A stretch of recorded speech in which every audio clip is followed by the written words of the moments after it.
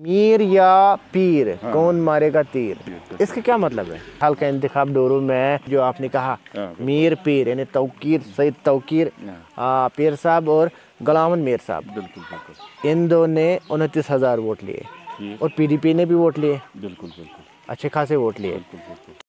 बिस्मिल्लाहिर्रहमानिर्रहीम, अस्सलाम वालेकुम नाज़रीन, आप देख रहे हैं कश्मीर क्राउन, मैं हूं बिलाल शाहबादी। इंतखाबात का बिगुल बज चुका है।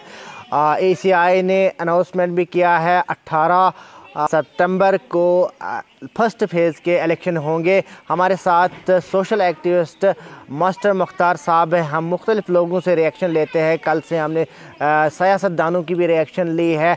सियासी सरगर्मी अभी तेज़ हो गई है।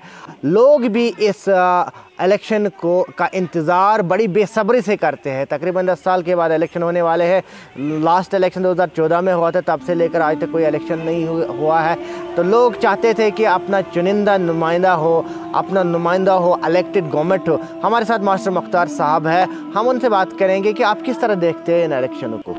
इलेक्शन का बिल्कुल बज चुका है, बिल्कुल बिल्कुल, किस तरह देखते हैं आप इन इलेक्शन को? आपकी हर छोटी बड़ी खबर पे नज़र रहती है, तो सोशल एक्टिविस्ट नहमदुहु व नसल्ली अला रसूलिल करीम, अम्मा बाद, अस्सलामु अलैकुम व रहमतुल्लाहि व बरकातुहू। पहले मैं आपको शुक्रिया अदा करता हूँ, खराज तहसीन पेश करता हूँ।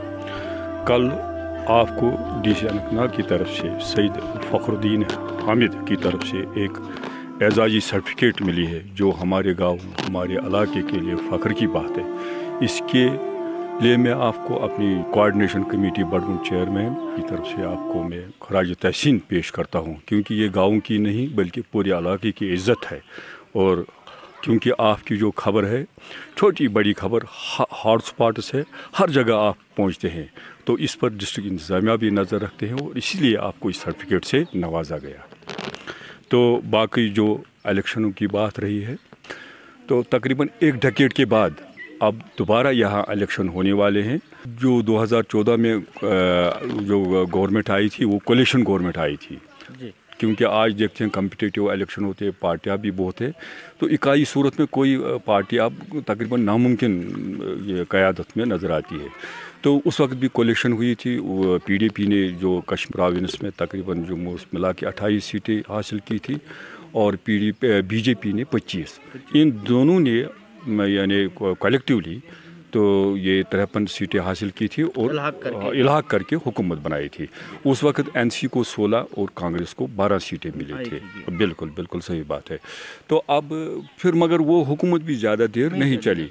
2014 में वो आप हुकूमत बनी थी और 2018 में आपसी कुछ उनमें हुआ था, तो अंडरस्टैंडिंग क्या मसला था ये उनका आपसे, तो फिर वो हुकूमत टूटी। तो अपनी जो इसका मुद्दत था, आईनी टाइम था, उस वक्त तक हुकूमत नहीं चली। तो लोग अब यहाँ बिल्कुल जो लोकल रिप्रेजेंटेशन होती है, लोग उसको पसंद करते हैं। इससे जो मसाइल है ये हल होते हैं, डेवलपमेंट होती है। तो लोग बड़े यानी एज़ फेस्टिवल इसको देखते हैं कि इलेक्शन का बिगुल बज चुका है। तो लोग अपनी यानी जो वोट का है जमहूरी तरह से इसका बहुत बड़ी खुशी से इस्तेमाल करेंगे। लोग खुश हैं। हाँ, तो लोग इस इंतज़ार में थे कि इलेक्शन का बिगुल कब यहाँ बजेगा, तो अब लोग बहुत खुश है। तो सियासी पार्टियाँ भी जिन्होंने जदोजहद की है कि इस इलेक्शन के लिए, वो भी आज बहुत खुश है। तो एक कम्पिटिटिव इलेक्शन होगा। आज वो जो पुरानी सियासत थी, आज उससे बरक्स पॉलिटिक्स है। लोग चाहते हैं कि इक़्तिसादी सुधार होना चाहिए, इकनॉमिक डेवलप, बेरोज़गारी है और भी मसाइल है, तो इसी की तरफ ध्यान है। नौजवान जो पढ़े लिखे हैं बेचारे घर पर बैठे हैं, तो इसकी तरफ एक ध्यान है लोगों का। बहैसियत एक सोशल वर्कर बिल्कुल आपकी नज़र रहती है, हर छोटी बड़ी खबर पे आप नज़र रखते हैं, तो लोगों के मिजाज से भी वाकिफ़ है, लोग आपसे मिलते हैं। तो क्या लगता है आपको, कौन सी सरकार हमारे लिए आनी चाहिए जो बेहतर रहेगी? यहाँ पे बहुत सारी पार्टियाँ हैं, बड़ी पार्टियाँ हैं, NC है, कांग्रेस है, PDP। अगर हम हल्के इंतखाब डोरू की बात करेंगे, डोरू में क्या लगता है आपको, कौन सा हमारा नुमाइंदा होना चाहिए और कौन सा हमारा चीफ मिनिस्टर बनना चाहिए, किस पार्टी का बनना चाहिए और कौन सी पार्टी ठीक रहेगी? देखो, तकरीबन इस वक्त भी यही लग रहा है कि इकाई सूरत में कोई पार्टी मेजॉरिटी में नहीं आएगी। तो लगता है कि कोलिशन फिर होगा।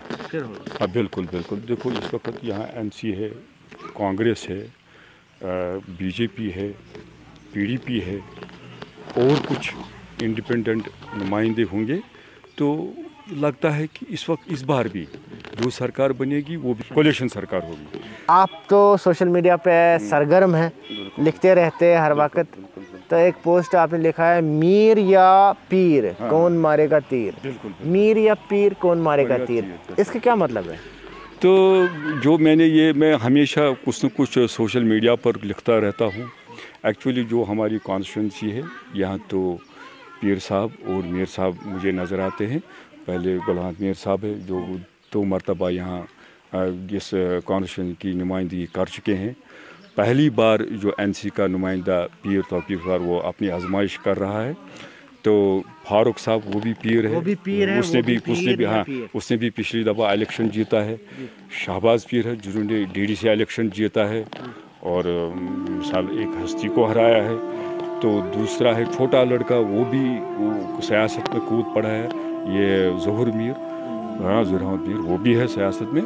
तो इसलिए मैंने मीर या पीर, मगर जो लोगों ने यहाँ तजिया गार है यहाँ या इंटरव्यू उन्होंने हाल का इंतखाब डोरू में अगर हम पार्लियामेंट इलेक्शन की बात करेंगे तो 29,000 वोट लिए हैं जो इंडिया अलायंस है, जिसमें हमारे अगर डायरेक्टली यहाँ पे बराह रास्त मीर और पीर जो आपने कहा, मीर पीर यानी तौकीर सईद तौकीर पीर साहब और गुलाम मीर साहब, इन दो ने 29,000 वोट लिए और PDP ने भी वोट लिए, अच्छे खासे वोट लिए।